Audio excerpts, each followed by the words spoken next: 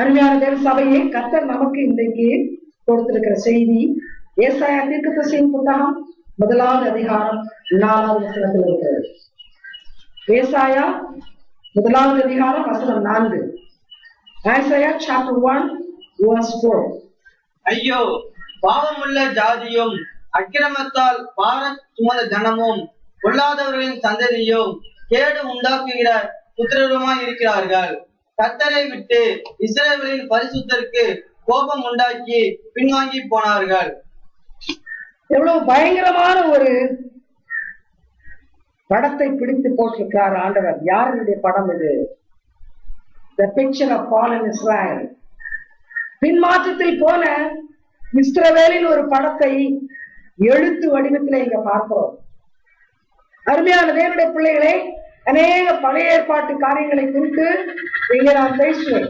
பழைய ஏற்பாட்டில் இஸ்ரவேல் என்று சொல்லும் பொழுது இந்த புதிய ஏற்பாட்டு காலத்தினுடைய சபையை அது குறிக்கிறது. ஆவியானவர் வெளிப்படுத்துகிறதை உங்களுக்கு அப்படியே சொல்கிறேன். இஸ்ரவேல் விழுந்து கிடக்கிறது என்று ஆண்டவர் வேதனையோடு புலம்பிக் கொண்டிருக்கிறார். அந்த இஸ்ரவேல் இன்றைக்கு இருக்கிற சபை என்ற ஆண்டவருடைய இயேசு கிறிஸ்துவினுடைய மனவாட்டி. அதை குறித்து தத்ரூபமாக என்ன சொல்லுகிறார்?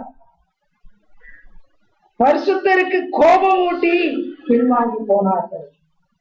இஸ்ரவேலின் பரிசுத்தருக்கு கோபம் ஊட்டி பின்வாங்கி போனார்கள். ஆண்டவர் சபையை பார்த்து சொல்லுகிறார், சபையே, நீ பின்வாங்கி போகும் பொழுது நான் உனக்கு என்று குறித்திருக்கிற அந்த பரிசுத்த நிலையிலிருந்து நீ பின்வாங்கும் பொழுது, நீ தவறி கீழே விழும்பொழுது எனக்கு நீ கோபம் ஊட்டுகிறாய் என்று ஆண்டவர் சொல்லுகிறார். அருமையான தேவனுடைய சபையே, சபை என்று சொல்லும் பொழுது ஆண்டவருடைய மனவாட்டியை குறிக்கிறது. கிறிஸ்துவனுடைய மனவாட்டி எப்படி இருக்க வேண்டும், என்னென்ன ஆவிக்குரிய லட்சணங்கள் மனவாட்டியிடத்தில் ஆண்டவர் எதிர்பார்க்கிறார், இதை ஆண்டவர் நமக்கு தெளிவாக வேத வசனங்கள் மூலமாக வெளிப்படுத்தி இருக்கிறார். ஆனால் அந்த நிலைமையிலிருந்து பின்வாங்கி போனோம். மணவாளனை பிரியப்படுத்தாமல் எதிராக செயல்பட்டுக் கொண்டு வருகிற பொல்லாத சாத்தானை பிரியப்படுத்த பல விதத்தில் பின்வாங்கி போனோம், தவறி போனோம். ஆண்டவர் குறிப்பிட்ட அந்த பரிசுத்த நிலையிலிருந்து விழுந்து போனோம். இப்படிப்பட்ட நிலையை பார்க்கும் பொழுது அழைத்தவர் எவ்வளவு வேதனைப்படுகிறார். அந்த வசனத்தை மறுபடியுமாக ஒரு விசை வாசிக்க கேட்போம். ஐயோ, பாவமுள்ள ஜாதியும் அக்கிரமத்தால் பாரம் சுமந்த ஜனமும் பொல்லாதவர்களின் சந்ததியும் கேடு உண்டாக்குகிற புத்திரருமாய் இருக்கிறார்கள். கவனியுங்கள், ஆண்டவர் சொல்லுகிறார் பாவமுள்ள ஜாதி. கவனியுங்கள், புதிய ஏற்பாட்டிலே பேதுரு மூலமாக பரிசுத்த ஜாதி என்று சபையை குறித்து ஆண்டவர் சொல்லி இருக்கிறார். ஆண்டவருக்கு ஒரு மனைவி தேவை, ஒரு பரிசுத்த மனைவி தேவை. அதுதான் சபை. இந்த சபைக்கு ஒரு பெயரை கொடுத்திருக்கிறார், பரிசுத்த ஜாதி. கவனியுங்கள், இந்த மனவாட்டியாகிய சபைக்கு அவர் கொடுத்த பெயர் பரிசுத்த ஜாதி. ஆனால் இங்கே வேதம் சொல்கிறது, ஐயோ பாவம் உள்ள ஜனம். பரிசுத்தமாக்கப்பட்ட இந்த ஜனம் மறுபடியும் பாவத்துக்கு திரும்பும் பொழுது பாவம் உள்ள ஜாதி என்று பெயர் கொடுக்கப்பட்டிருக்கிறது. இன்றைக்கு சபையிலே ஆராதிக்கிறோம், பாடல்களை பாடுகிறோம், வசனங்களை கேட்கிறோம். ஆனால் நம்மை பார்த்து ஆண்டவர் சொல்கிறார் பாவம் உள்ள ஜாதி. அப்படியானால் நம்முடைய பாடல்கள், நம்முடைய ஆராதனைகள் நம்மை பரிசுத்தத்தில் நிலைப்படுத்தவில்லையா? இல்லை என்பதுதான். இவையெல்லாம் வெளியரங்கமாக, சடங்காச்சாரமாக, ஒரு கடமையாக, ஒரு ருட்டீனாக செய்யப்பட்டு கொண்டு வருகிறது. ஆனால் ஆராதிக்கிற மக்களுக்கும் தேவனுக்கும் இருதயத்தில் ஒரு சம்பந்தம் இல்லை, ஒரு உறவு இல்லை. இதயம் எங்கேயோ இருக்கிறது, ஆனால் சரீரம் செயல்பட்டு கொண்டிருக்கிறது. அப்படிப்பட்ட நிலையிலே ஆண்டவர் சொல்கிறார், நீ பாவம் உள்ள ஜாதியாய் மாறி போய்விட்டாய். அடுத்து சொல்கிறார், அக்கிரமத்தால் பாரம் சுமந்த ஜனம். நம்முடைய செயல்கள் தேவ சமூகத்திலே நல்லவைகளாய் காணப்படவில்லை, நன்மை செய்கிற செயல்களாக காணப்படவில்லை. ஆண்டவராகிய இயேசு கிறிஸ்து பூமியிலே வாழ்ந்தபோது நன்மை செய்தவராக சுற்றி திரிந்தார். ஆனால் அவரால் தெரிந்து கொள்ளப்பட்ட பரிசுத்த ஜாதி என்று அழைக்கப்பட்ட நாமோ அக்கிரமம் செய்கிறோம் என்று ஆண்டவர் சொல்கிறார். அவருடைய நன்மை செய்கிற சுபாவம் பண்பு நம்மிடத்தில் இல்லை. எங்கோ பின்வாங்கி போனோம், அவரை விட்டு எங்கோ தூரமாக சென்று கொண்டிருக்கிறோம். அடுத்து சொல்கிறார், பொல்லாதவர்களின் சந்ததியும் கேடு உண்டாக்குற புத்திரன். எவ்வளவு வேதனையோடு, கேடு என்றால் என்ன என்று தெரியாத ஒரு பரிசுத்த தேவன் சொல்கிறார், கேடு உண்டாக்குகிற புத்திரர்களா இருக்கிறீர்களே. இந்த பூமியிலே என்னுடைய பிரதிநிதிகளாக உங்களை வைத்திருக்கிறேன், அதற்காக என் ரத்தம் கொண்டு உங்களை கழுவினேன், பரிசுத்த ஜாதி என்று பெயரை கொடுத்தேன், உங்களிடத்திலிருந்து நன்மை புறப்பட்டு வரும் என்று எதிர்பார்த்தேன். ஆனால் நீங்களோ கேடு உண்டாக்கி கொண்டிருக்கிறீர்கள். இதற்கு என்ன பொருள்? நம்மை பார்க்கிற மக்கள், நம்மை சுற்றிலும் இருக்கிற மக்கள் எதிர்பார்ப்போடு பார்க்கும் பொழுது நம்மிடத்தில் எந்த ஒரு நன்மையும் காணப்படவில்லை. மற்றவர்கள் இடறி விடும்படியாக, மற்றவர்களை கேட்டுக்கு வழி நடத்தும்படியான ஒரு மக்களாக நாம் மாறி போயிருக்கிறோம். இப்படிப்பட்ட பின்வாங்கி போன சந்ததியை கண்டு, சபையை கண்டு ஆண்டவர் வேதனைப்பட்டுக் கொண்டிருக்கிறார். இந்த வசனத்தில் என்ன சொல்லுகிறது பாருங்கள். லாமெண்டேஷன், புலம்பல், 2வது அதிகாரம் 14வது வசனம். புலம்பல் 2:14. Lamentation chapter 2 verse 14. உன் தீர்க்கதரிசிகள் அபத்தமும் வியர்த்தமுமான தரிசனங்களை உனக்காக தரிசித்தார்கள். அவர்கள் உன் சிறையிருப்பை விளக்கும்படி உன் அக்கிரமத்தை எடுத்து காட்டாமல் அபத்தமானவைகளையும் கேடானவைகளையும் உனக்காக தரிசித்தார்கள்.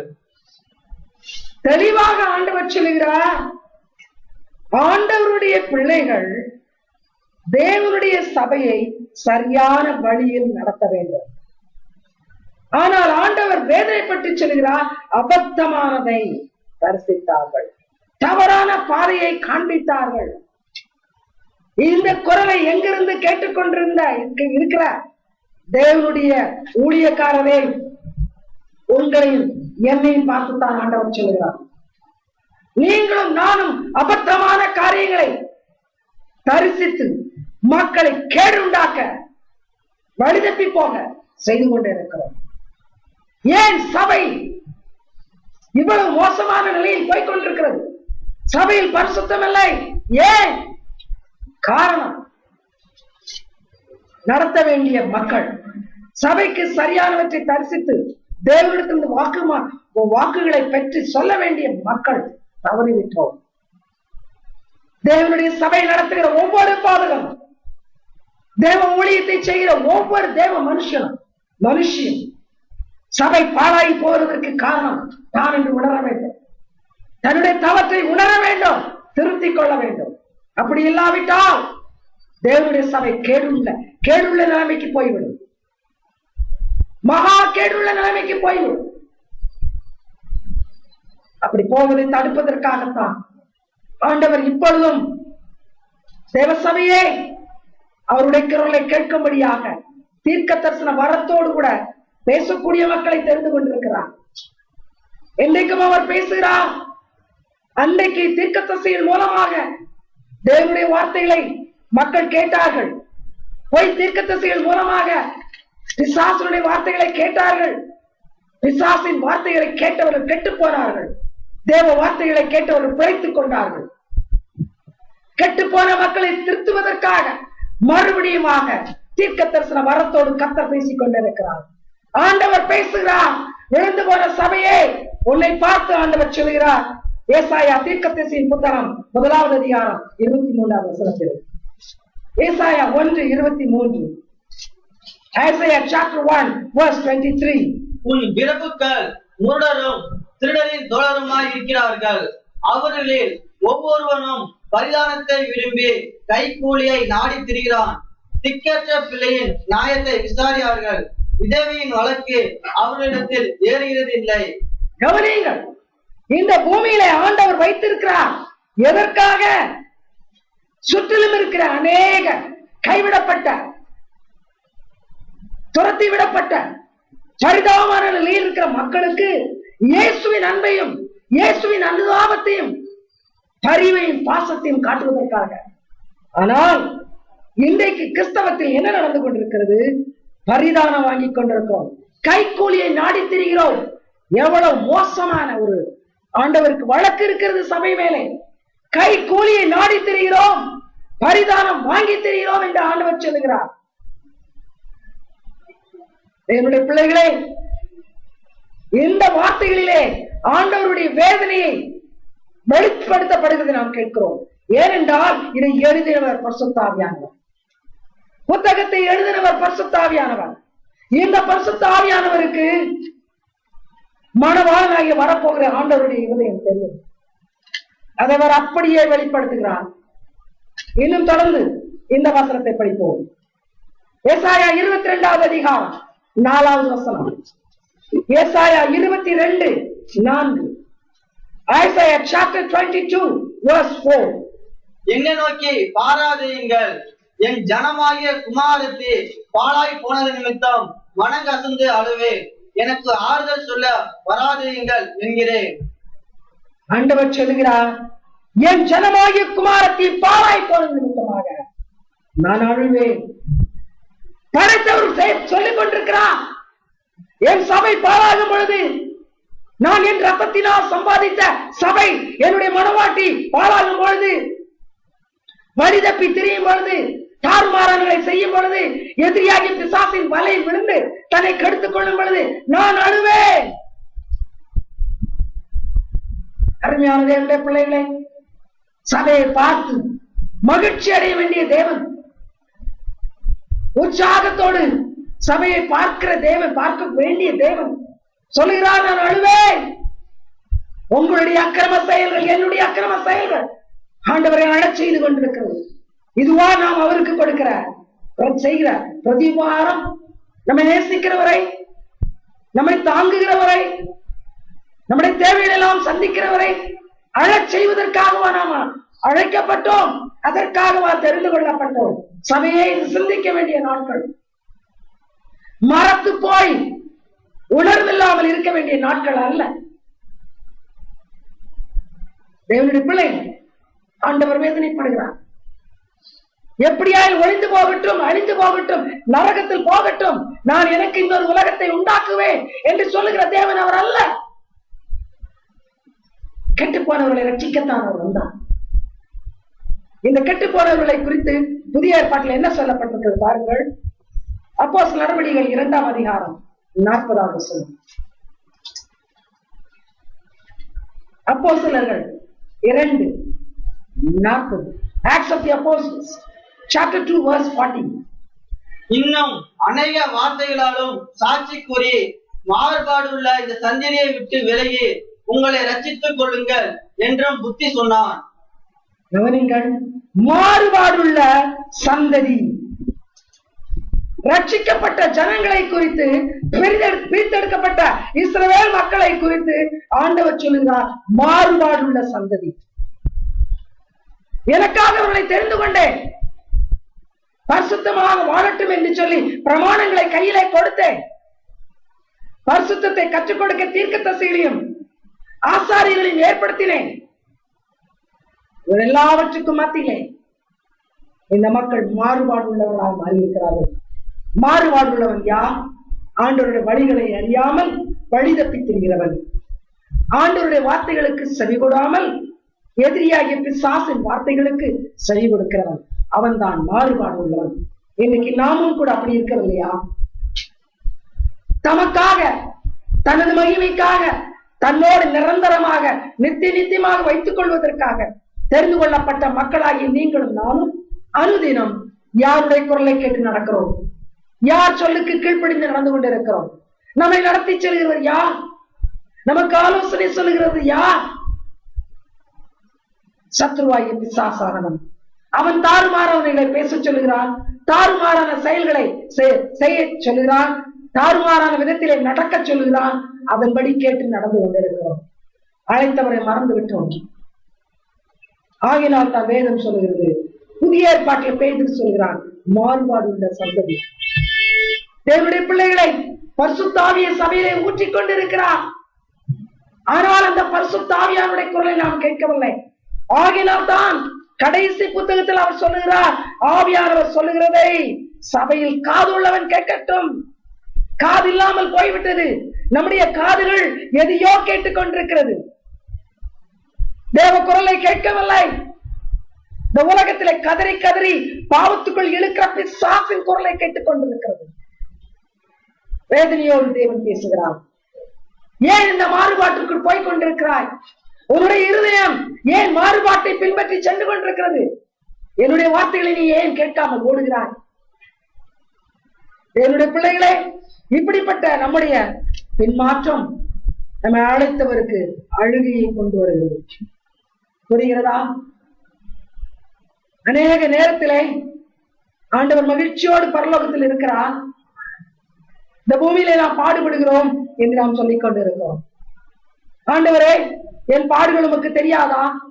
என் வேதனைகள் உமக்கு தெரியாதா என்று கூக்குரலிட்டுக் கொண்டிருக்கிறோம்.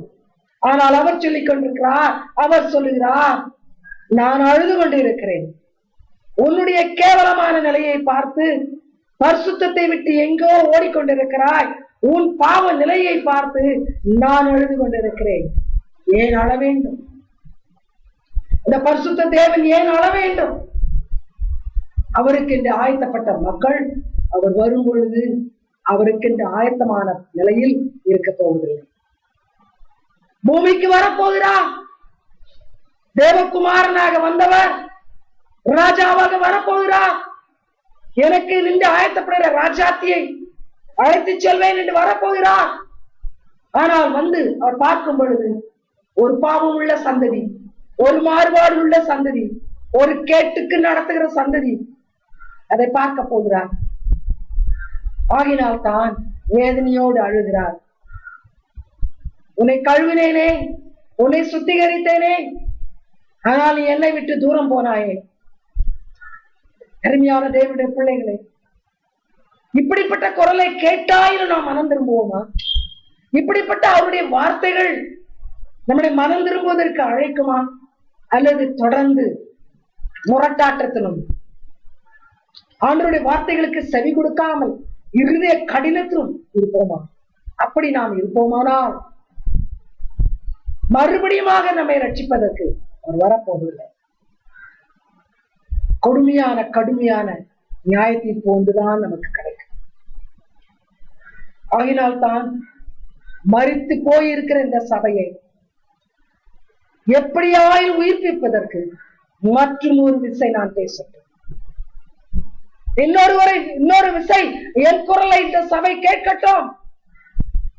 என் குரல், என் ஆதங்க குரல், என் வேதனை குரல் இந்த சபையை உயிர்ப்பிக்கட்டும் என்ற நோக்கத்தோடு தேவன் பேசிக் கொண்டிருக்கிறார். என்னுடைய பிள்ளைகளே, இந்த குரலை ஆவியானவர் சபைகளுக்கென்று அனுப்புகிற அந்த குரலை கேட்போம். இருதய கடினத்தை விட்டு வெளியே வருவோம். நம்முடைய மாறுபாடான வழிகளை விட்டு மாறி வருவோம். அதைத்தான் ஆண்டவர் எதிர்பார்க்கிறார். வார்த்தைகள் ஒவ்வொன்றும் இப்படி பேசப்பட்ட பொழுது புதிய ஏற்பாட்டு புத்தகத்திலே வேதம் சொல்கிறது, இருதயத்தில் குத்தப்பட்டார்கள். அவருடைய பாவங்களை பேதுரு சபைக்கு எடுத்து காண்பிக்கும் பொழுது அவர்கள் குத்தப்பட்டார்கள். கைகளினால் அவரை குத்தி அவரை சிலுவையில் அறைந்தார்கள். ஆனால் உண்மை வெளிப்பட்ட போதோ அவர்கள் இருதயத்திலே குத்தப்பட்டார்கள். இதுதான் உண்மையான மனம் விரும்புதல். இதுதான் உண்மையாக தேவனுடைய குரலை கேட்டு அவரிடத்தில் திரும்பி வருவது. இன்றைக்கு அப்படிப்பட்ட ஒரு நிலைமைக்கு நாம் வருவோமா? இருதயத்தில் குத்தப்பட்டவர்களாக மனமாறுவோமா? அல்லது தொடர்ந்து இருதயத்தை கடினப்படுத்தி வணங்கா கழுத்துள்ள ஜனங்களாக இருப்போமா? இங்க ஏசாயா தீர்க்கதரிசி புத்தகத்திலே ஆண்டவர் சொல்கிறதை மறுபடியும் பார்ப்போம். ஏசாயா 1வது அதிகாரம் 3வது 2வது 3வது வசனங்கள், 2வது 3வது வசனங்கள் நானே வாசிக்கிறேன், கேளுங்க. வானங்களே கேளுங்கள், பூமியே செவிகொள். கர்த்தர் பேசுகிறார், கர்த்தர் பேசுகிறார். நான் பிள்ளைகளை வளர்த்து ஆதரித்தேன், அவர்களோ எனக்கு விரோதமாக கலகம் பண்ணினார்கள். மாடு தன் எஜமானையும் கழுதை தன் ஆண்டவனின் முன்னணியையும் அறியும். இஸ்ரவேலோ அறிவில்லாமலும் என் ஜனம் உணர்வில்லாமலும் இருக்கிறது என்கிறார். ஆண்டவருடைய வேதனையை பார்த்தீர்களா? ஆறு அறிவில்லாத ஒரு கழுதை, ஒரு மாடு வளர்க்கிற எஜமானை அறியும், ஆதாரம் கொடுக்கிற எஜமானை அறியும். அவனால் நித்திய ஜீவனை மாட்டுக்கோ கழுதைக்கோ கொடுக்க முடியாது. பூமியிலே சரீரத்தை வளர்ப்பதற்கு ஆகாரம் மாத்திரம் கொடுக்க முடியும். ஆனாலும் இந்த மிருக ஜீவன்கள் எஜமானை அறியும். எஜமான குரலை கேட்டால் மகிழ்ச்சியில துள்ளும். எஜமான் பேசினால் வார்த்தைகளுக்கு கீழ்ப்படியும். ஆனால் என் ஜனமாகிய இஸ்ரவேலோ அறிவில்லாமல் இருக்கிறார்கள். ஆண்டவர் சொல்கிறார், ஆதரித்தேன், வளர்த்தேன், ஆனால் எனக்கு விரோதமாக கலகம் பண்ணுகிறார்கள். இன்றைக்கும் சபையில் ஆண்டவரை குறித்து சிந்தனை இல்லாத, கவலை இல்லாத இருக்கிற உங்களையும் என்னையும் பார்த்து சொல்கிறார், என் ரத்தத்தை சிலுவையில் சிந்தினேன். எதற்காக? உன்னை கழுவி ஆதரிப்பதற்காக, உன்னை கழுவி எனக்கென்று வளர்ப்பதற்காக. எத்தனை தியாகங்களை நான் செய்தேன். ஆனால் நீயோ அறிவில்லாமல் போய்விட்டாயே, நீயோ உணர்வில்லாமல் இருக்கிறாயே. இஸ்ரவேலே, என் ஜனமே, பிரித்தெடுக்கப்பட்ட என் மனவாட்டியே, நீ உணர்வில்லாமல் இருக்கிறாயே. ஆண்டவர் வேதனைப்படுகிறார். தேவனுடைய பிள்ளைகளை கர்த்தர் ஏன் பேசுகிறார்? நம்மை நரகத்துக்கு தள்ளுவதற்கு அவருக்கு மனமில்லை. இழுத்து கொண்டு போய் நரகத்தில் போட்டு பூட்டி விடலாம். அங்கே கிட, அழிந்து போ என்று அவர் சொல்ல முடியும். ஆனால் இரக்கத்தில் ஐஸ்வர்யம் உள்ள தேவன், அன்பின் எல்லைக்கே போய்விட்ட தேவன் அப்படி நம்மை தண்டித்து சீரழிக்க விரும்பவில்லை. ஆகையினால் தான் வேதனையோடு பேசிக் கொண்டிருக்கிறான். திரும்பி வரமாட்டாயா? நாம் இன்றைக்கு செய்வது காரியங்களை வேதத்துல அழகாக மறுபடியும் ஆண்டவர் பேசப் போகிறார். நன்றாக கவனியுங்கள். We are doing many things for God, but we are not living for God. ஆண்டவருக்காக எதையோ சாதிக்க நினைக்கிறோம், ஆனால் அவருக்காக அவரை போல வாழ முயற்சிக்கவில்லை. வெளியரங்கமான பல காரியங்களை செய்து கொண்டிருக்கிறோம். இவற்றின் மூலமாக ஆண்டவரை திருப்திப்படுத்துகிறோம் என்று யோசிக்கிறோம். ஆனால் நாம் செய்கிற காரியங்களை குறித்து ஆண்டவர் என்ன சொல்லுகிறார்? ஒரு சில வசனங்கள் மூலமாக அதை பார்க்க போகிறோம். ஏசாயா தீர்க்கதரிசியின் புத்தகம் 1வது அதிகாரம் 11வது வசனம். ஏசாயா 1:11. Isaiah chapter 1 verse 11. உங்கள் பலிகளின் திரள் எனக்கு என்னத்துக்கு என்று கர்த்தர் சொல்கிறார். ஆட்டுக்கடாக்களின் தகன பலிகளும் கொழுத்த மிருகங்களின் நீளமும் எனக்கு அரோசிகமாய் இருக்கிறது. காளைகள், ஆட்டுக்குட்டிகள், கடாக்களுடைய ரத்தத்தின் மேல் எனக்கு பிரியம் இல்லை. பழைய ஏற்பாட்டு காலத்திலே ஆண்டவரை பிரியப்படுத்த பலி செலுத்தினார்கள். கவனிங்கள், நன்றாக நீங்க கவனிக்க வேண்டும். அது மிருகத்தினால் செலுத்தப்பட்ட பலி. மிருகங்களை கொன்று அதன் ரத்தத்தை படைத்து ஆண்டவருக்கு ஆண்டவருக்கு மகிழ்ச்சி கொடுக்க முயற்சித்தார். அதை பார்த்து ஆண்டவர் சொல்லுகிறார், எனக்கு அவைகள் வேண்டாம், நீ கொடுக்கிற பலிகள் எனக்கு வேண்டாம், அதை நான் வெறுக்கிறேன். இதை பார்த்து பார்த்து சலித்து போனேன். பலிகளை கொடுக்கிறாய், உன்னை கொடுக்கவில்லை. பலிகளை படைக்கிறாய், உன்னை படைக்கவில்லை. ஆகினால் வெறுக்கிறேன், எனக்கு அது வேண்டாம். புதிய ஏற்பாட்டிலே இந்த பலிகள் தான் சிறிது நேரத்துக்கு முன்பாக நாம் பாடின துதி பலி. அது மாத்திரமல்ல, ரோமருக்கு எழுதின நிருபத்திலே அழகாக 12வது அதிகாரத்திலே நம்முடைய சரீரத்தை பூரணமாக என்ன செய்ய வேண்டுமா? அவருக்கு உகந்த பலியாக ஒப்பு கொடுக்க வேண்டுமா? இந்த சரீரமாகிய பலியை பூரணமாக சரீரத்தினுடைய பாவ செயல்களை நீக்கி போட்டு இந்த சரீரத்தை அவருக்கு படைக்க வேண்டும் என்று எதிர்பார்க்கிறார். நாம் படைக்கிற மற்ற காரியங்கள் அவருக்கு அருவருப்பாயிருக்கிறது. இப்பொழுது பாடினோம் துதி பலிகள் என்று சொல்லி பல வார்த்தைகளை சொல்லி அவரை துதித்தோம். இதோடு கூட நிறுத்திக் கொள்வோமானால் ஆண்டவர் சொல்கிறார், உன் பலிகளின் மேல் எனக்கு பிரியமில்லை, இதை நான் பிரியப்படவில்லை. உன் சரீரத்தை பாவம் செய்ய தூண்டுகிற உன் நாவை, உன் கரங்களை, உன் காதுகளை, எல்லாவற்றுக்கு மேலாக உன் கண்களை ஜீவ பலியாக நீ ஒப்பு கொடுத்தால் அதில் நான் பிரியப்படுவேன். நீ அதை செய்வதில்லை. உன் அவயவங்கள் தாறுமாறாக ஓட விடுகிறாய். எதையோ உன் அவயவங்கள் மூலமாக செய்து என்னை துக்கப்படுத்துகிறாய். ஆனால் துதி பலிகளை செலுத்த வருகிறாய். ஆலயத்துக்கு வந்து உம்மை பாடுவேன், உம்மை புகழுவேன், கை தட்டி உம்மை ஆரவாரத்தோடு புகழுவேன் என்று சொல்லுகிறாய். அப்படிப்பட்ட பலிகள் மேல் நான் பிரியப்படவில்லை, அது எனக்கு தேவையில்லை. இன்றைக்குள்ள சபைகளினுடைய அவல நிலை. ஒரு போதகர் பாடுகிறதை நான் கேட்டேன். கர்த்தர் எனக்கு சொன்னதை வெளிப்படுத்தினதை தான் நான் சொல்லிக் கொண்டிருக்கிறேன். எனக்கு அந்த போதகர் யாரும் அவரை பற்றி கவலை கிடையாது. ஆண்டவரை குறித்து பாடும்பொழுது வெண்மேகமே, எங்கேயாவது அவர் தன்னை பற்றி வெண்மேகமே என்று சொல்லியிருக்கிறாரா? இயேசு கிறிஸ்து தன்னை குறித்து சில வார்த்தைகளை சொல்லியிருக்கிறார். வானத்து நான் அப்பம், நான் ஜீவாப்பம், நான் ஜீவ தண்ணீர், நான் நல்ல மேய்ப்பன், திராட்சை செடி, மெய்யான திராட்சை செடி, அப்படி பல காரியங்களை சொல்லி இருக்கிறார். பரிசுத்த தீர்க்கதரிசிகள் அவருக்கு பல பெயர்களை கொடுத்திருக்கிறார்.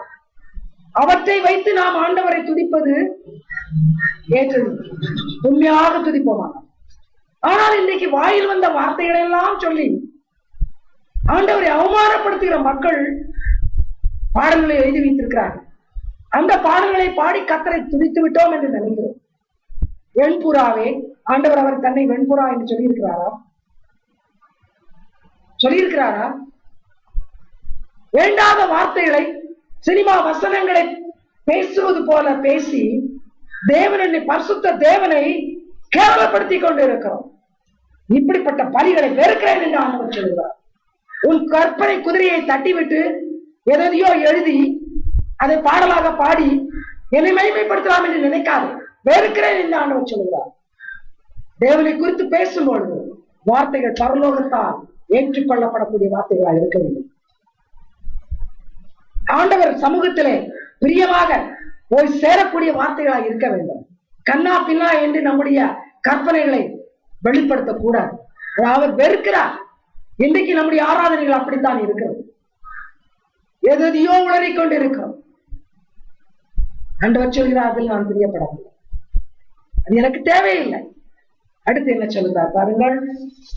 ஏசாயா தீர்க்கதரிசியின் புத்தகம் 1வது அதிகாரம் 13வது வசனம். ஏசாயா 1:13.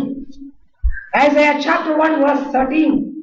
இனி வீண் காணிக்கைகளை கொண்டு வர வேண்டாம், தூபம் காட்டுதல் எனக்கு அருவருப்பாய் இருக்கிறது. நீங்கள் அக்கிரமத்தோடு ஆசரிக்கிற மாத பிறப்பையும் ஓய்வு நாளையும் சபை கூட்டத்தையும் நான் இனி சகிக்க மாட்டேன். வேதனையோடு பேசுகிற ஆண்டவர் கோபத்தோடும் பேசிக் கொண்டிருக்கிறார். ஆவிக்குரிய வாழ்க்கையின் பின்மாற்றம் கர்த்தரை கோபம் ஊட்டிக் கொண்டிருக்கிறார். உன் காணிக்கை எனக்கு வேண்டாம். இன்னைக்கு காணிக்கைகள் ஏராளம். காணிக்கையை கொடுப்பதிலே மக்கள் கொஞ்சம் கூட குறைபடவில்லை. ஏன்? காணிக்கையை கொடுத்து கர்த்தருடைய இரக்கத்தை பெற்றுவிடலாம் என்ற ஒரு தப்பிதமான அபிப்பிராயத்தை பிசாசான உள்ளத்தில் விதைத்திருக்கிறான். உள்ளத்தில் பரிசுத்தம் கிடையாது, சிந்தனையில் பரிசுத்தம் கிடையாது. ஆனால் ஓய்வு நாள் ஆராதனையிலே காணிக்கை பைகளிலே 1000 ரூபாய் நோட்டு போடுவதற்கு தயக்கம் கிடையாது. ஏனென்றால் மக்களுக்கு லஞ்சம் கொடுத்து பரிதானம் கொடுத்து பழகிவிட்டது. லஞ்சம் கொடுத்தால் உயரதிகாரி மகிழ்ச்சி ஆகிவிடுவான், ஏதோ ஒரு உதவி செய்வான், அநேக நாள் தடைப்பட்ட ஏதோ ஒரு ஆசீர்வாதத்தை அவிழ்த்து விடுவான். அதே குணத்தை தேவனுடைய காரியங்களிலும் காட்டத் தொடங்கி இருக்கிறோம். ஆகையினால் தான் காணிக்கைகள் தாராளம். பெருமையோடு ஒரு சிலர் என்னிடத்தில் பேசுகிறார்கள், நான் 5ல் 1 பங்கை கொடுக்கிறேன். பெருமையான பேச்சுக்கள். நான் அதை செய்கிறேன், இதை செய்கிறேன். சில காரணங்களினால் அவர்களிடத்தில் உண்மையை நான் பேச முடியவில்லை. அவர்கள் ஆவிக்குரிய கிணத்து தவளைகள், அவர்களுக்கு புரியாது.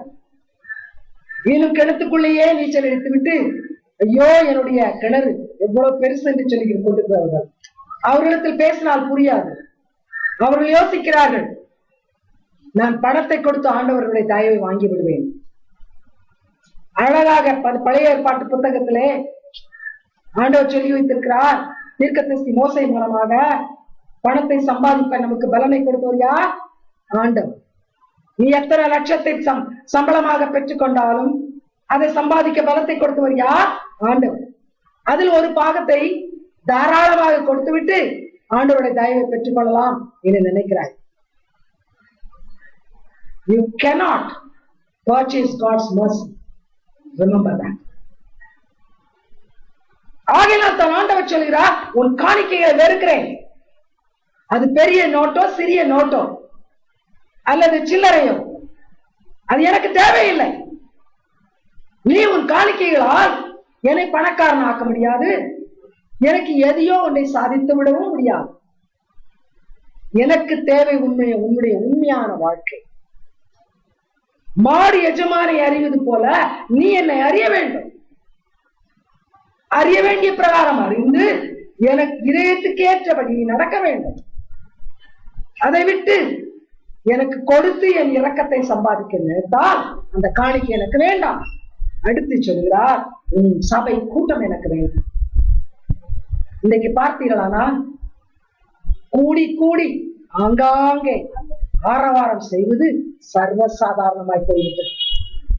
அல்லேலூயா கூட்டத்தார் என்று மக்கள் பரிகசிக்கும்படியாக எந்த இடத்தில் கிறிஸ்தவர்கள் கூடினாலும் ஒரு அல்லேலூயா ஸ்தோத்திர முழக்கமும் ஒரு கைதட்டலும் ஒரு கூச்சலும்.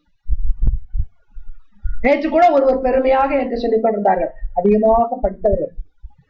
அவர்கள் சொன்னார்கள், எங்கள் ஆலயத்துக்கு வந்து பாருங்கள், நாங்கள் கூச்சலிட்டு ஆராதிக்கிறோம். அதை அவர்கள் பெருமை என்று யோசித்தார்கள்.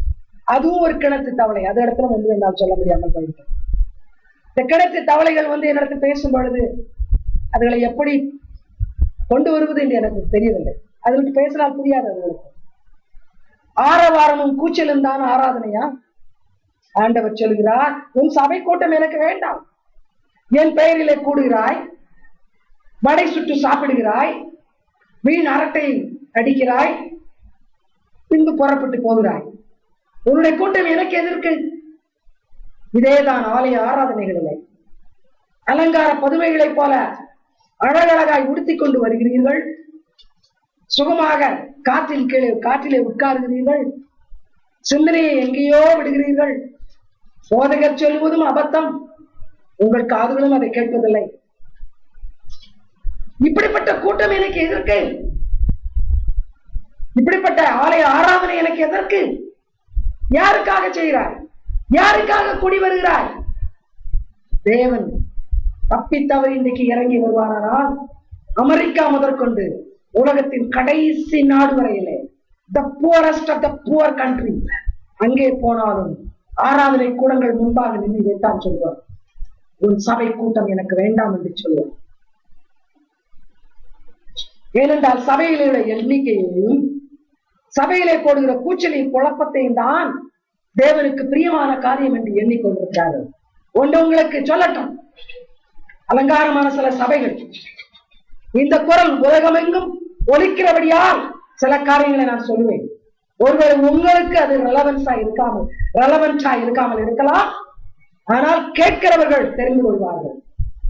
சனிக்கிழமை இரவிலே choir practice, அடுத்த நாள் ஆராதனையிலே அழகாக பாட வேண்டும்.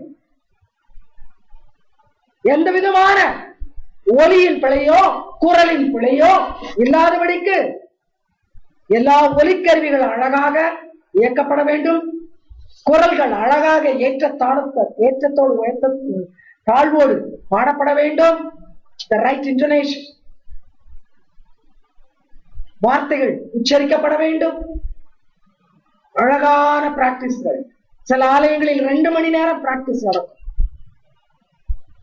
மறுநாள் ஆலயத்திலே பதுமைகள் போல வந்து உட்காருவார்கள். முந்தின நாள் கொடுக்கப்பட்ட அந்த பயிற்சி நிமித்தமாக மிக அழகாக பாடுவார்கள். பரலோகத்தில் தேவதூதர்கள் பாடுவதை போல பாடுவதாக பாவித்து பாடி முடித்து விடுவார்கள். ஒவ்வொருவருடைய வாழ்க்கை பச்சாகும், வேசித்தனம், உலக பிரகாரமான பண பொன் போன்ற விக்கிரகங்களுக்கு ஆராதனை செய்கிற குணங்கள், பரிசுத்தம் இல்லாமல் இக்கூட்டத்தாரினுடைய வாழ்க்கையை நீங்கள் பின்பற்றி பார்ப்பீர்களானால் அவர்கள் பிறகே போய் வாரம் முழுவதும் அவர்கள் என்ன செய்தார்கள் என்று பார்க்கிறார்களா? இவர்களா ஞாயிற்றுக்கிழமையில் அவ்வளவு அழகாக வெள்ளை கோட்டுகளை மாட்டிக்கொண்டு வந்து குரலை தாழ்த்தி உயர்த்தி அழகாக பாடினார்களே, குயில்கள் கூவினது போன்று இருந்ததே, பரலோக தேவதூதர்கள் ஒன்று சேர்ந்து ஒலித்தது போல் இருந்ததே என்று நீங்கள் நினைப்பீர்கள். அத்தனை கேவலமான வாழ்க்கை. ஆகையினால் தான் ஆண்டவர் சொல்கிறார், உன் சபை கூட்டம் வேண்டாம். வாரமெல்லாம் ஏதோ செய்கிறாய், எப்படியோ நடக்கிறாய், எதன் பிறகையோ ஓடுகிறாய், கண்டதே கோலம் கொண்டதே காட்சி என்று சொல்லி கண்களை எங்கெங்கோ அலைய விடுகிறாய், பார்க்கத்தகாததை பார்க்கிறாய், ஞாயிற்றுக்கிழமை பதுமை போல வந்து உட்கார்ந்து விடுகிறாய். தமிழிலே ஒரு பழமொழி உண்டு, இந்த பூனையும் பால் குடிக்குமா? பாலுக்கு முன்னால் அமைதலாக ஐயோ பாலுக்கும் எனக்கும் சம்பந்தமே கிடையாது என்று உட்கார்ந்து இருக்கிற ஒரு பூச்சைக்குட்டி என்று சொல்வார்கள் எங்கள் ஊரிலே. அது போல பாவனை. அப்படித்தான் பாவத்துக்கும் எனக்கும் சம்பந்தமே இல்லை. என் உடையை பார்த்தாயா? வெள்ளை டிரெஸ். நான் உட்கார்ந்து இருக்கிற மாதிரியை பார்த்தாயா? அங்குமிங்கும் அசையாமல் அழகாக உட்கார்ந்து இருக்கிறேன். இது ஞாயிற்றுக்கிழமையின் ஓய்வு நாளின் வேஷம். ஆகையினால் தான் ஆண்டவர் சொல்கிறார், உன் சபை கூட்டம் எனக்கு வேண்டாம். எங்கே இருந்து இந்த செய்தியை கேட்டுக்கொண்டிருக்கிற எந்த கூட்டமாக இருந்தாலும் உன்னைத்தான் ஆண்டவர் சொல்லுகிறார், நீ ஒரு நடிக்கிற கூட்டமாக இருந்தால் மாறு. ஆலய ஆராதனையிலே பாடல்களை அழகாக பாடிவிட்டதினால் பரலோகம் போகலாம் என்று நினைக்காதே. உனக்கென்று நரகம் காத்திருக்கிறது, எரி நரகம். மனம் திரும்பும். உன் வாழ்க்கை கர்த்தருக்கு பிரியமாயிருக்கட்டும், உன்னுடைய குரல் அல்ல. கர்த்தர் தெளிவாக பேசிக் கொண்டிருக்கிறார். இப்படிப்பட்ட சபை கூட்டத்தை அருவருக்கிறேன். I hate it. I don't like it. Don't offer such things to me. Offer yourself. உன்னை எனக்கு தான். உன்னுடைய ஆராதனைகளை அல்ல, உன்னுடைய காணிக்கைகளை அல்ல, உன்னுடைய கூட்டத்தை அல்ல, உன்னை நான் எதிர்பார்க்கிறேன். Give your heart to me. Let your heart be straight. Let your heart be holy. Let your thinking pattern be holy. That's what I want. தேவனுடைய பிள்ளைகள், கர்த்தரை ஒருவரும் வஞ்சிக்க முடியாது. ஆண்டவரை ஞாயிற்றுக்கிழமையில ஏமாற்றி விடலாம் என்று நினைக்கிறோம். முடியாது.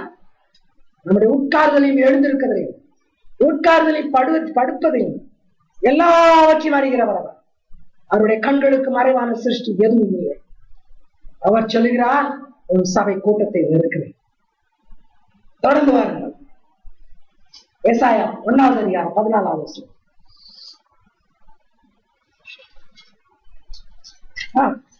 ஏசாயா 1:14. Chapter 1 verse 14. உங்கள் மாத பிறப்புகளையும் உங்கள் பண்டிகைகளையும் என் ஆத்துமா வெறுக்கிறது. அவைகள் எனக்கு வருத்தமாய் இருக்கிறது. அவைகளை சுமந்து இழைத்து போனேன். ஆண்டவர் சொல்ற பார்த்தீங்களா, உங்கள் பண்டிகைகளை வெறுக்கிறேன். அருமையான தேவனுடைய பிள்ளைகளை, நம்முடைய கலாச்சாரத்துல பண்டிகைகள் என்று சொல்லும் பொழுது கடவுளை பிரியப்படுத்துவதற்காக கடவுளுக்கு எதையோ செய்துவிட வேண்டும். அந்தந்த தெய்வ நம்பிக்கைக்கு ஏற்றபடி பண்டிகை நாட்களிலே கடவுளை பிரியப்படுத்த எதையோ செய்கிறார். ஆண்டவர் அவரை பிரியப்படுத்த எதையோ செய்வதை பெரிய காரியம் என்று எண்ணுவதில்லை. இரண்டாக கவனி, அவரை பிரியப்படுத்த நீ வாழும் பொழுது அது அவருக்கு பிரியம். ஆனால் அவரை பிரியப்படுத்த பண்டிகை நாளிலே எதையோ நீ செய்யும் பொழுது ஆண்டவர் சொல்கிறார், வெறுக்கிறேன். கிறிஸ்தவர்களாகிய நீங்களும் நானும் ஒரு வருஷத்தில் ஒரு சில பண்டிகைகளை மாத்திரம்தான் கொண்டாடுகிறோம். நமக்கு அதிகமான பண்டிகைகள் கிடையாது. சேஷமா கிறிஸ்துமஸ் என்று சொன்னால், நான் ஜனவரி மாதம் முதற்கொண்டே கிறிஸ்துமஸுக்கு என்று பணத்தை சேகரிக்கிறேன். ஒரு உண்டியலில் போட்டு வைப்பேன், தள்ளி வங்கியில கொஞ்சத்தை விட்டு விடுவேன். கிறிஸ்துமஸ் ரெண்டா கொண்டாட வேண்டும். என்ன கொண்டாட்டம்? வீடுகளை அலங்கரிப்பது, மண்ணுக்குள் போகக்கூடிய நம்முடைய சரீரத்தை நகைகளாலும் ஆடைகளாலும் அலங்கரிப்பது, நம்முடைய வீடுகளிலே தோரணங்களை கட்டி அலங்காரமான பொருட்களை வாங்கி வைத்து அலங்கரிப்பது, அந்த நாளிலே அருமையான ருசியான பதார்த்தங்களை செய்து நாமே சாப்பிடுவது. கிறிஸ்தவர்களை குறித்து சொல்கிறேன், ஏனென்றால் நாம் போய் படைப்பதில்லை, அதை நாமே சாப்பிடுவது. இப்படி நாம் செய்கிற காரியங்கள் எல்லாம் ஆண்டவருக்காக செய்கிறோம் என்று சொல்லி நம்முடைய சரீரத்தை இன்னும் அதிக சந்தோஷப்படுத்த செய்து கொண்டிருக்கிறோம்.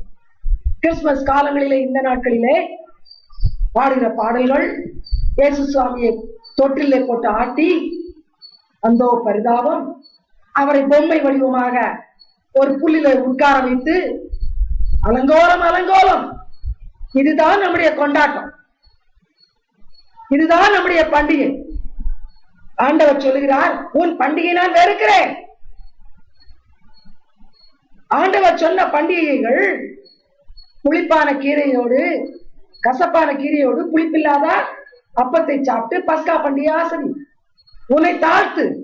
கூடார பண்டிகையிலே நீ பெரிய வீடுகளில் இருப்பாயானால் அதை விட்டு வெளியே வா. மரக்கிளைகளை தரித்து கூடாரத்தை உண்டாக்கி அதிலே வாழ். ஆண்டவர் கொடுக்கிற ஒவ்வொரு பண்டிகையும் இப்படிப்பட்ட பண்டிகைகள் தான். ஆனால் அதை மாற்றி எப்படியோ இன்றைக்கு பண்டிகை கொண்டாடுவோம்.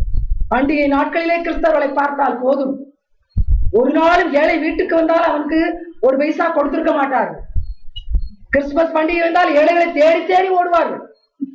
ஐயோ, நான் அந்த ஏழைகளுக்கு சாப்பாடு போட்டேன், இந்த ஏழைகளுக்கு துணி வாங்கி கொடுத்தேன், அதை விளம்பரப்படுத்தி போட்டோ பிடித்து நம்முடைய பெருச்சாளிகள் எல்லாம் அதை தன்னுடைய பத்திரிகையில போட்டு, பத்திரிகைகளிலே பார்த்தால் நாங்கள் இந்த ஏழைகளுக்கு தானம் பண்ணினோம், அந்த குஷ்டரோகிகளுக்கு நாங்கள் வீடு கட்டி கொடுத்தோம். ஆனால் ஆண்டவர் சொல்கிறார், உன் பண்டிகைகளை நான் வெறுக்கிறேன். இந்த பண்டிகைகளை பணத்தை கொட்டி நீ ஆசரித்து என்னை மகிழச் செய்யலாம் என்று நினைக்கிறாயா? பண்டிகையை கொண்டாடுகிற உன் இருதயத்தை எனக்கு நேராக திரும்பும். உன் உள்ளம் எனக்கு நேராக திரும்பட்டும். உன் உள்ளத்தில் எனக்கு பரிபூரண இடம் இருக்கட்டும். சிந்தனைகள் எனது சிந்தனைகளாக இருக்கட்டும். உன் வாழ்க்கை என்னை மகிமைப்படுத்தட்டும். அதை நான் விரும்புகிறேன், மற்றவைகளை நான் வெறுக்கிறேன். ஏசாயா 1 அதிகாரம் 15வது வசனம். ஏசாயா 1:15. Isaiah chapter 1 verse 15. நீங்கள் உங்கள் கைகளை விரித்தாலும் என் கண்களை உங்களை விட்டு மறைக்கிறேன். நீங்கள் மிகுதியாய் ஜெபம் பண்ணினாலும் கேளேன். உங்கள் கைகள் இரத்தத்தினால் நிறைந்திருக்கிறது. இன்றைக்குள்ள சபைகளுக்கு தத்ரூபமான ஒரு வர்ணனை. கைகளை விரித்து விட்டால், கைகளை தூக்கி விட்டால் ஏதோ பெரிய பரலோக பரவசம் அவர்களை தொட்டு விடுவதாக யோசிக்கிறார்கள். பார்க்க வேண்டும், சில சபைகளிலே ஒரு நாள் கை தூக்கி இருக்காது, ஆனால் ஓய்வு நாளிலே கை அவ்வளவாக தூக்கும். கண்கள் எங்கெங்கோ போகும். ஆண்டவரே, ஆண்டவர் சொல்றார், இதெல்லாம் நடிப்பு. எவ்வளவுதான் அப்படி ஜெபம் செய்தாலும் நான் கேட்க மாட்டேன். கவனியுங்கள், நம்முடைய சபையினுடைய பிக்சர் கிடைக்கிறதா? This is a verbal picture. இன்றைக்கு நம்முடைய சபையில நடக்கிற அக்கிரம காரியங்கள், வஞ்சனையான காரியங்கள் இதுதான். கைகளை உயர்த்தி ஜெபித்து விட்டால், ஏனென்றால் பவுல் சொல்லியிருக்கிறார், ஆண்களே கைகளை உயர்த்தி ஜெபியுங்கள்.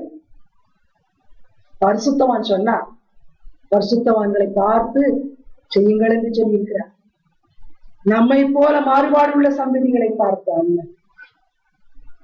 கைகளை உயர்த்துகிறோம், உள்ளமோ சாத்தானை நோக்கி பார்த்துக் கொண்டிருக்கிறோம்.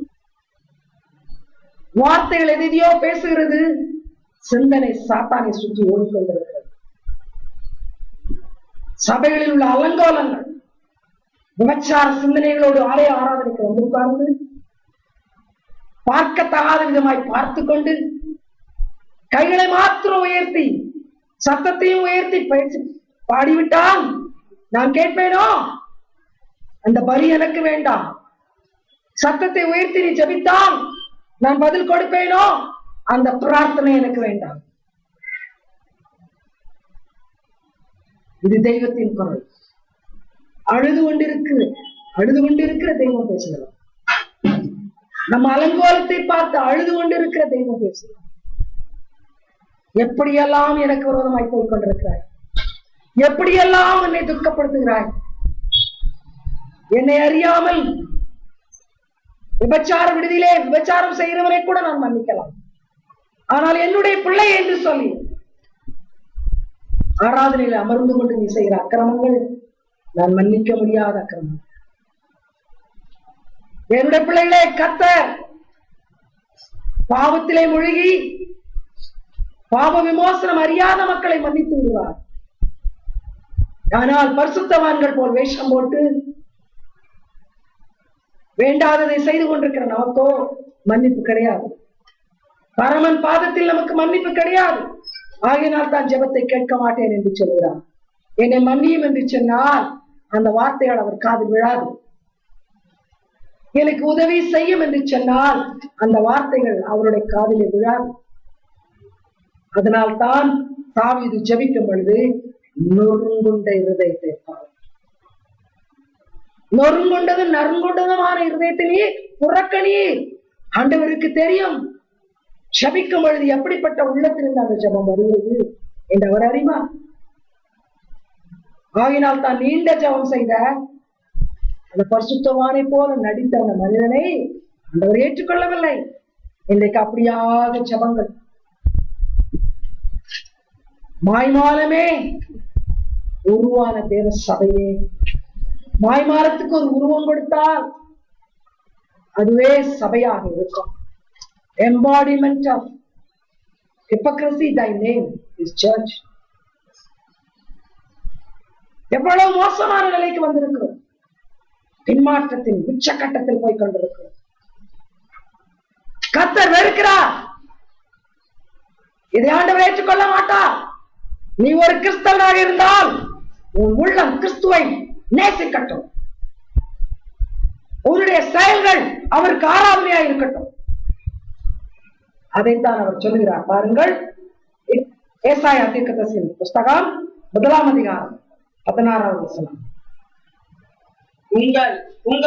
ஏசாயா 1:16. Isaiah chapter 1 verse 16. உங்களை கழுவி சுத்திகரியுங்கள், உங்கள் கிரியைகளின் பொல்லாப்பை என் கண்களுக்கு மறைவாக அகற்றிவிட்டு தீமை செய்தலை விட்டு ஓயுங்கள். அழகாக சொல்லுகிறார். ஐயா, காலையில நல்ல சோப்பு போட்டு குளித்து வாசனை திரவியத்தை பூசிக்கொண்டு வருகிறாயே, அது என்னுடைய நாசிக்கு உகந்தது அல்ல. உன்னுடைய இருதயத்தை கழுவு. முதலாவது ஒரு இருதயத்தை கழுவு. அதில் இருக்கிற பண ஆசை, விபச்சார வெறித்தனம், போலித்தனம், தீமையான சகல வாஞ்சைகள், விருப்பங்கள் கழுவு. அதை கழுவு. அதைத்தான் நான் கேட்கிறேன். பொல்லாத கிரியைகளை அகற்று. உன் சரீரத்தின் எந்தெந்த அவயவத்தின் மூலமாக இடறி விடுகிறாயோ, பொல்லாதவன் பிசாசுக்குத்தான் பெயர் பொல்லாதவன், எந்தெந்த இடத்துல அவனுடைய கிரியைகளை வெளிப்படுத்துகிறாயோ அதை நீக்கி போடு. புரட்டு பேச்சுக்கள், பொய் பேச்சுக்கள், அநியாயமான காரியங்களை செய்வது, மிகைப்படுத்தி பேசுவது, தவறாக மக்களை ரெப்ரசன்ட் பண்ணுவது, இப்படியான பல காரியங்களை செய்து கொண்டிருக்கிறாய். தீமைகளை அகற்று. லஞ்சம் கொடுத்து நன்மையை பெற்றது, லஞ்சம் வாங்கி நன்மை கொடுத்தது, அகற்று. என்னை விட்டு அகற்று, கழுவு. தீமை செய்ததை விட்டு எப்பொழுதும் உன் உள்ளத்திலே நன்மை செய்கிற காரியங்கள் மாத்திரம் இருக்கும். ஒருபோதும் ஒரு விதத்திலும் அடுத்தவனுக்கு தீமை செய்யாது. அடுத்தவனை வேதனைப்படுத்தும் பொழுது நீ என்னை வேதனைப்படுத்துகிறாய். அடுத்தவனுக்கு தீமை செய்யும் பொழுது அது எனக்கே செய்கிறாய். அதை விட்டுவிடு. வெளியரங்கமான காரியங்கள், வெளியரங்கமான பாரம்பரிய முறைகள் எல்லாமே எனக்கு முன்பாக முறைகேடுகள். அவற்றை நான் வெறுக்கிறேன். ஆண்டவர் தெளிவாக பேசிக் கொண்டிருக்கிறார். இன்னும் என்ன செய்யலாம் சொல்லுகிறார். ஏசாயா தீர்க்கதரிசியின் புத்தகம் 1வது அதிகாரம் 17வது வசனம். ஏசாயா 1:17.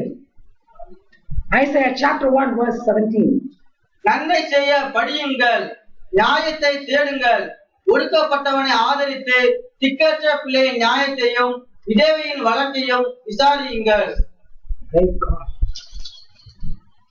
இன்றைக்கு பாருங்கள், சமுதாயத்திலே ஒடுக்கப்பட்டவர்கள், தள்ளப்பட்டவர்கள், ஒதுக்கப்பட்டவர்கள், மறக்கப்பட்டவர்கள், உதாசீனப்படுத்தப்பட்டவர்கள் ஏராளமான கூட்டம் உண்டு. ஆண்டவர் சொல்லுகிறார், அவர்களை வெறுக்காதே, அவர்களை வெறுக்காதே, இவர்களை ஆதரி. நீ பணக்காரன் உனக்கு கொடுக்கிறான், பதிலுக்கு பணக்காரனுக்கு பரிசளித்துக் கொண்டிருக்கிறாய். பணக்காரன் விருந்து போடுகிறான், கூப்பிட்டு அவனுக்கு திரும்ப விருந்து கொடுக்கிறாய். பணக்காரன் வீடுகளிலே போய் சமமாக பழகி அவர்களை சந்தோஷப்படுத்துகிறாய். இது எனக்கு உகந்த காரியம் அல்ல. திக்கற்றவர்களை தேடிப்போம், விதவைகளை தேடிப்போம், ஆதரவற்றவர்களுக்கு உதவி செய். இப்படிப்பட்ட மக்களுக்கு அருகில் சென்று அவர்களுக்கு ஆதரவாக இரு. அதைத்தான் நான் செய்தேன். நான் எதை செய்தேனோ அதை நீ செய். தேவனுடைய பிள்ளைகளே, ஆண்டவர் ஒவ்வொன்றுக்கும் கணக்கு கேட்பார். வீணாக செலவழித்த பணம், வீணாக செலவழித்த நேரம், நம்முடைய பொழுதுபோக்குக்கென்று நாம் செய்த காரியங்கள் ஒவ்வொன்றுக்கும் கணக்கு கேட்பார். நம்முடைய அழிந்து போகிற சரீரத்தை மகிழ்ச்சியாக்க, திருப்தியாக்க கொட்டின பணத்துக்கு கணக்கு கேட்பார். ஏனென்றால் இந்த நாட்களிலே பொழுதுபோக்கிற்கென்றும் உல்லாச பயணத்துக்கென்றும் நம்முடைய நேரங்களை மனமகிழ்ச்சியாக கழிப்பதற்கென்றும் நாம் செலவு பண்ணுகிற பணத்திற்கு அளவே கிடையாது. அப்படிப்பட்ட காலகட்டத்தில் வாழ்ந்து கொண்டிருக்கிறோம். இதை கிறிஸ்தவ சபைகளும் சபையின் மக்களும் சர்வ சாதாரணமாக செய்து கொண்டிருக்கிறார். ஆகினால் தான் திக்கற்றவர்கள், விதவைகள், அனாதைகள் அப்படியே இருக்கிறார்கள். அவர்களுக்கு எதுவும் செல்வதில்லை. ஏன்? நமக்கே சோ செல்ஃப் சென்டர். கிறிஸ்தவன் ஒவ்வொருவனும் சுயநலத்தின் உச்சக்கட்டத்தில் வாழ்ந்து கொண்டிருக்கிறான். எனக்கு எனக்கு எனக்கு தமிழ்நாட்டில் சொல்லுகிறார்கள், தனக்கு போகத்தான், தனக்கு மிஞ்சினதுதான் தர்மம். நானும் அப்படித்தான் செய்து கொண்டிருக்கிறேன். மீந்திருக்கிற சோறை ஏழைக்கு தருவேன். எனக்கு செலவழித்து போக மீதி இருக்கிற பணத்தை யாராயிலும் வந்து ஒரு நன்கொடை கேட்டால் கொடுப்பேன். நான் தமிழ்நாட்டு பழமொழிக்கு ஏற்றபடி வாழ்ந்து கொண்டிருக்கிறேன். தேவ ஜனமே, ஆண்டவர் வேதனையோடு சொல்லுகிறார், நன்மை செய்யப்படி. நன்மை செய்வது உன்னிடத்தில் இல்லை. You are such a self-centered person. Self-centered person. உன்னையே நினைத்துக் கொண்டிருக்கிறாய். ஆனால் நன்மை செய்ய வேண்டுமானால் உன்னுடையதை பிறருக்கு தர வேண்டும். உன் நேரத்தை தர வேண்டும், பொருளை தர வேண்டும், உன் தாளந்துகளை தர வேண்டும். அதை படி. பின்மாற்றத்தின் படுகொலியில் விழுந்திருக்கிற சபையே, இன்னும் தொடர்ந்து இப்படித்தான் வாழப் போகிறாயா? கிறிஸ்துவனுடைய மனவாட்டியாய் நீ இருக்க மாட்டாய். எந்த சாத்தானை பிரியப்படுத்தி வாழுகிறாயோ அவனோடு நரகத்திலே கைகோர்த்து நரக வேதனை அனுபவிப்பார். சொல்லி முடியாத வேதனை, விவரிக்க முடியாத வேதனை. தேவைதானா? ஆகினால் தான் தேவகுமாரன் பேசிக் கொண்டிருக்கிறார். மாறி வா, அந்த புரட்டு வழிகளை விட்டு, திருட்டு வழிகளை விட்டு, தவறான வழிகளை விட்டு திரும்பி வா, திரும்பி வா. கடைசி ஒரு வசனம், மிக முக்கியமான ஒரு வசனம். ஏசாயா தீர்க்கதரிசியின் புத்தகம் 1வது அதிகாரம் 19வது வசனம். ஏசாயா 1:19. Isaiah chapter 1 verse 19. நீங்கள் மனம் பொருந்தி செவி கொடுத்தால் தேசத்தின் நன்மையை புசிப்பீர்கள். மனம் திரும்பி செவி கொடுத்தால், உனக்கு கொடுக்க வேண்டிய ஆலோசனை நான் கொடுத்து விட்டேன். பின் மாற்றம் என்று படுகொலியில் விழுந்து கிடக்கிற நீ திரும்பி வருவதற்கு ஆலோசனை கொடுத்து விட்டேன். அல்லது ஆவிக்குரிய மரணத்தில் கடைசி கட்டத்தில் இருக்கிற உனக்கு திரும்ப ஜீவன் வருவதற்கு ஏற்றவற்றை நான் சொல்லிவிட்டேன். To revive you, dead church, I have said all what I have to say. I do want to revive you, you dead church. All that is needed for your revival, I have given you. If you listen, you will obey. மறுபடியுமாக உயிர்ப்பிக்கப்பட தேவையானவற்றை உனக்கு நான் சொல்லி இருக்கிறேன். அதற்கு கீழ்ப்படிந்து மறுபடியுமாக என்னிடத்தில் திரும்பி வந்தால் தேசத்தின் நன்மையை அனுபவிப்பார். உனக்கென்று நான் ஆயத்தப்படுத்தி வைத்திருக்கிற பரம கானான் தேசத்தின் நன்மையை அனுபவிப்பார். பரலோக ராஜ்யத்தில் என்னோடு கூட பேரின்ப வாழ்க்கை பகிர்ந்து கொள்வாய். அப்படி இல்லாத பட்சத்தில் எந்த பிசாசோடு கைகோத்து நடக்கிறாயோ அவனோடு தான் நித்தியம் கழிப்பதற்கு அனுப்பப்படும், முடிவு செய்யப்படும், நியாய தீர்ப்பு கொடுக்கப்படும். தப்பிக்கொள்ள விரும்பினால் என்னிடத்தில் வா. You want to escape condemnation? Return to me. Church, return to me. God bless you.